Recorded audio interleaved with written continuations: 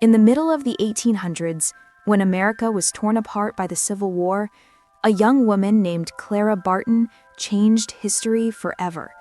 She was not a soldier, not a politician, but she carried more courage in her heart than most people could imagine. She became known as the Angel of the Battlefield. Clara was born in 1821 in Massachusetts. She was a shy little girl who preferred helping others over playing games.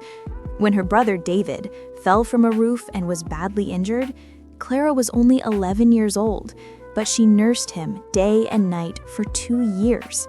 She learned how to clean wounds, give medicine, and never lose patience. It was the beginning of her lifelong mission to heal those who suffer. As she grew older, Clara became a teacher. She loved helping children learn, especially poor children who had no one else to guide them. She later worked in Washington, D.C. at the Patent Office, one of the first women ever to hold a government job. But when the Civil War began, everything changed. The war brought pain, destruction, and endless suffering.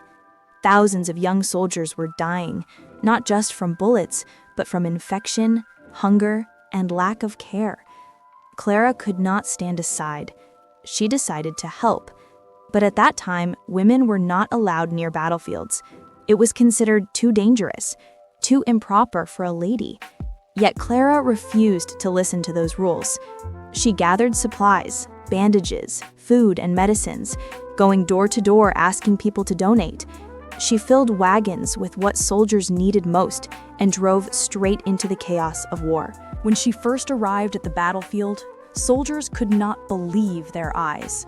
They saw a woman walking through smoke and fire, carrying heavy boxes of bandages, her skirt covered in mud, her face calm and focused. Clara worked through the night, holding lamps for surgeons, giving water to the wounded, writing letters for dying soldiers, comforting them like a mother. She never showed fear, even when bullets whizzed past her. Once, a bullet tore through her sleeve and killed the man she was helping, but she kept working. Her hands never stopped. She said later, "I may be compelled to face danger, but never fear it, while our soldiers stand in need of me." Soon, everyone started calling her the Angel of the Battlefield. Wherever Clara went, soldiers felt hope. She organized field hospitals, set up shelters, and found missing men. After the war, she helped families find their loved ones by collecting and identifying names of those who had died. She handled thousands of letters from desperate mothers and wives trying to learn what happened to their sons and husbands. But Clara's work did not stop with the war. She traveled to Europe to rest, but even there, she could not stay away from helping others. She learned about a new organization called the Red Cross, which helped victims of war and disaster. She met with its founders in Switzerland and was inspired to bring that same system to America.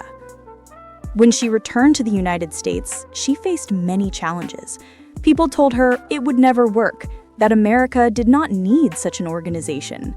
But Clara did not give up. She spent years convincing the government and the public of its importance.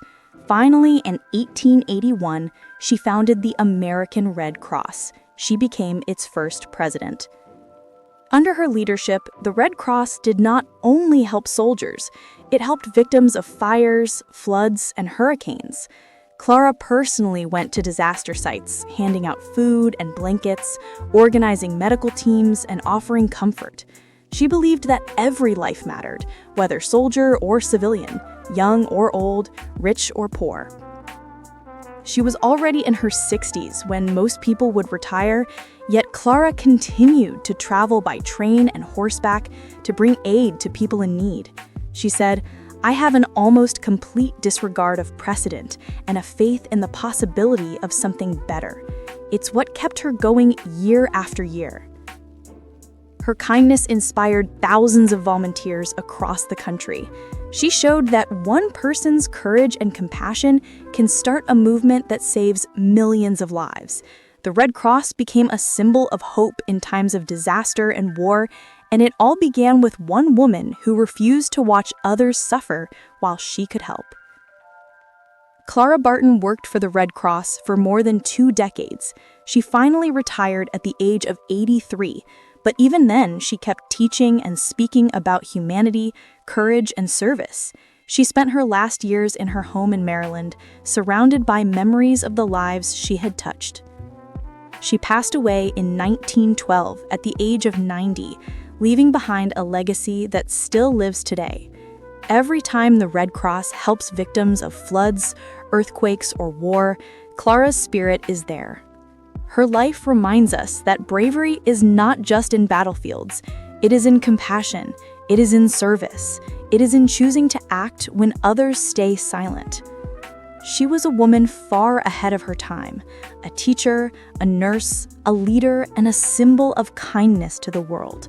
She proved that true strength comes not from power or wealth, but from the willingness to care for others when it matters the most.